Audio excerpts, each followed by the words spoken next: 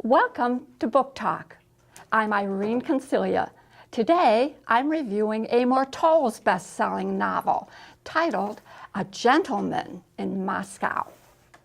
The Hotel Metropole is in the heart of Moscow, a property known for its opulence and refinement, where rooms are exquisitely appointed with rare antiques, and its staff prides itself for outstanding service.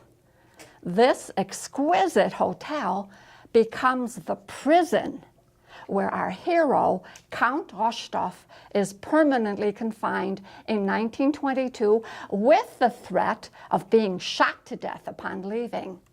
By 1922, you no doubt remember that the Russian Revolution is over and the Bolsheviks are firmly entrenched in power.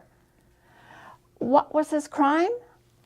It was a poem he wrote as a student that is highly offensive to the current regime and considered counter-revolutionary. He is tried by a Bolshevik tribunal, and the head of that tribunal, upon passing sentence, states, "I have no doubt, Count Rostov, that some in the gallery find you quite charming. But history has shown that charm is the last ambition of the leisure class." It is surprising that the author of this poem has become a man so obviously without purpose. Count Rostov is hit with the realization that as an aristocrat, a gentleman of leisure, well-educated, he has not yet committed to a purpose. And so our charming Count begins the long journey of discovery, finding purpose in life. While imprisoned in this gilded cage, he reinvents himself time and time again. For sometimes just surviving is the best revenge.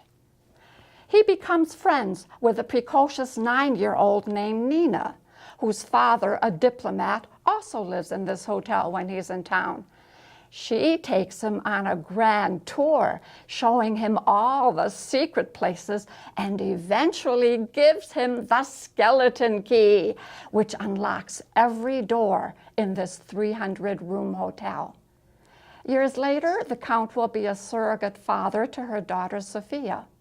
He also finds romance in the arms of a beautiful actress, and he finds friendships among the staff and fulfillment in a job well done as head waiter.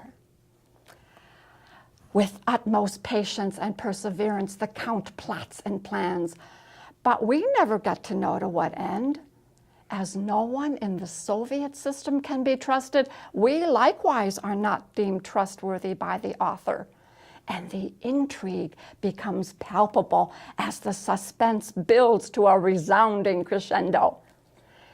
Amor Towles takes us gently by the hand and guides us through 3 decades of tumultuous Soviet history as the Count begins his cat-and-mouse game of intrigue with the authorities. But this novel is really not a historical retrospective of life under the Soviets. It is a masterfully crafted work of art, rich in its prose, vivid in its imagery. And unlike the Russian masters so admired the world over, writers like Tolstoy and Dostoevsky, who describe a fatalistic, long-suffering people in their prose, Amor Towles writes about the irrepressible human spirit and its unbridled optimism. This novel is a masterpiece.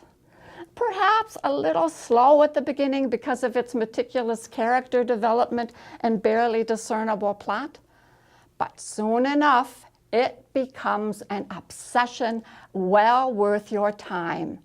I give it 5 stars.